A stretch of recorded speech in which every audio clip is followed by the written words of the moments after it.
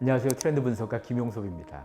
한국은 세계적으로도 저출산의 대표 국가 중에 하나죠. 이 문제 해결할 수 있을까요? 수많은 사람들이 머리를 맞대고 해결하고 싶어 하긴 하지만 해결 못할 것 같습니다. 왜 못하느냐? 사실 우리가 전 세계적으로도 이 합계 출산율이 지금 작년에 0.8까지 내려왔고 올해는 0.7대까지 내려왔어요. 0.745쯤까지 갈 겁니다. 최근 몇 년간이 아니고 이쪽 그래프를 보시면 70년대부터 보시면 출생아 수나 확 줄어드는 게 느껴지죠. 우리나라에서 한 해 아이가 가장 많이 태어난 게 70년, 71년 이때였어요. 그때 1년에 100만 명씩 태어났습니다. 근데 작년에는 26만 명 태어났습니다. 사실 1970년대면 우리나라 인구가 4천 몇백만일 때고요. 지금은 5,100만이 넘을 때입니다. 인구는 더 많은데 출생아 수는 4분의 1까지 줄어든 거죠. 왜 이럴까요? 여기에 대해서 답을 찾고 싶어서 그동안 정부는 돈을 많이 썼습니다.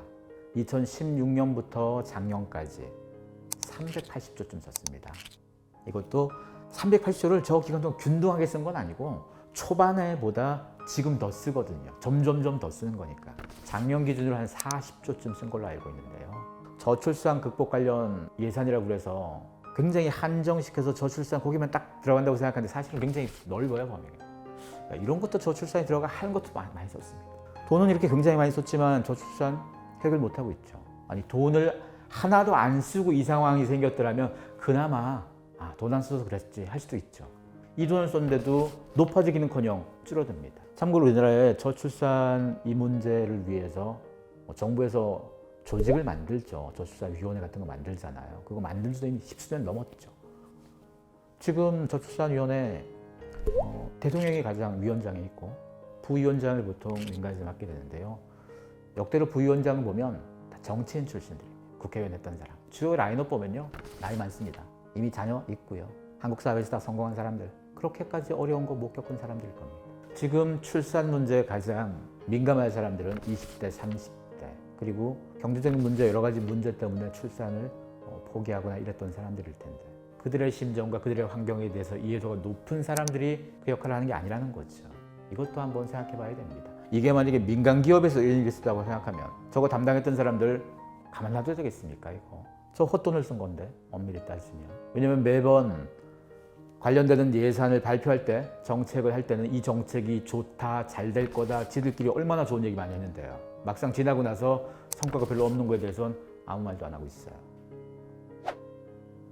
근본적으로 그 문제를 모르고 돈 쓰고 있다는 의미가 좀 된다는 거예요. OECD 국가 이 합계 출산율을 보면 제일 밑에 한국이 있어요, 사실은. 다른 나라들도 지금 여기에 점으로 표시된 게 2008년과 2018년인데요. 다 줄긴 했죠. 전 세계는 다 줄어요, 사실은. 출산율은 계속 줄어가는 게 기본적인 흐름이 맞아요. 우리가 유독 더 줄어서 문제인 거지 출산율은 줄어들 겁니다. 특히나 OECD는 경제적으로 상대적으로 좀 잘 사는 국가들이죠. 잘 사는 국가들은 계속 줄어듭니다. 거기다가 우리나라에서 뭘 또 주목해야 되냐면요. 혼인 건수입니다. 80년대 1년에 혼인 건수가 40만 건이 넘었는데요. 지금은 20만 건 채 안 됩니다. 우리 사회가 결혼 왜 안 할까요? 결혼해서 그다지 득이 없다? 아니면 결혼해서 손해본 게 많다? 아니면 결혼하기 위한 장벽들, 내 집도 가져야 되고 이것저것 할 게 많은데 그거 경제적 부담스럽다? 이런 이유가 다 있겠죠. 사실 지금의 20대, 30대를 보고 어떤 사람들은 뭔가 포기했다고 자꾸 얘기하는데요. 결혼, 출산, 내 집 마련 다 포기했다고, 삼포 이렇게 얘기하는데 포기를 엄밀히 그들이 한 게 아니고 포기를 강요받은 거죠. 하고 싶지만 못하는 거잖아요, 지금 사회가. 엄밀히 따지고 보면 이런 문제는 개인의 선택이 아닙니다. 이런 사회 환경에 살고 있기 때문에 어쩔 수 없이 결혼도 출산도 못하는 걸 수 있어요. 그 문제의 시각으로 바라보고 정책을 세우고 돈을 쏟아야 되는데 개개인의 문제로 바라보면 답이 안 나오겠죠. 사실 Z세대니까 10대부터 20대 초중반까지죠. 결혼을 바라보는 태도, 특히 Z세대 여성을 보세요. 결혼 안 해도 된다 80% 넘고요. 자녀가 반드시 있을 필요 없다 90%입니다. 이런 생각을 가지게끔 누가 만들었습니까? 우리 사회가 만든 거죠. 이들의 부모님 또 우리 사회가 이런 메시지를 준 거 아니겠습니까? 일부 기성세대 중에선 이 모든 문제를 출산과 결혼의 당사자인 20대, 30대가 다 문제 있다고 자꾸 생각하는데요. 그들의 문제가 아닙니다. 우리 사회가 만든 문제를 이들이 어찌 보면 감당하고 있는 걸 수 있습니다. 한국 사회에서 출산율을 높여야 된다라고 얘기하는 사람들의 한결같은 목소리는 뭔가 하면요. 출산율이 높아야지 경제활동 인구가 늘어나서 그에 따라서 한국의 미래, 한국의 경제 이것이 괜찮아지고 만약에 출산율이 떨어져서 활동 인구가 줄어들면 들수록 한국의 미래가 불안하다 얘기하는 사람 많습니다. 그리고 꽤 많은 사람들 노후에 써야 될 돈들을 누가 벌어서 메꾸겠습니까? 새로운 경제활동 인구가 메꿔야 되니까 다음 세대가 해야 되는 역할이죠. 이런 것 때문에 인구가 늘어나야 된다고 계속 얘기하는 거고 저출산을 막는다고 얘기합니다. 자, 그러면 출산을 통해서 혜택을 보는 건 사회와 기성세대입니다. 그러면 그 출산을 통해서 뭔가 감수해야 될 사람들은 지금의 20대, 30대라면 이런 한국 경제에 필요하다 그러면서 막상 불편한 모든 것들은 너희가 책임졌으면 좋겠다라고 얘기하는 건 너무 말도 안 되는 얘기잖아요. OECD 국가 중에서 유럽은 상대적으로 한국보다 출산율이 높죠. 많이 높아요. 근데 많이 높아봤자 이 밑에입니다. 한 명의 여성이 평생 살면서 낳는 이 합계 출산율이 2명 이하라는 얘기는요.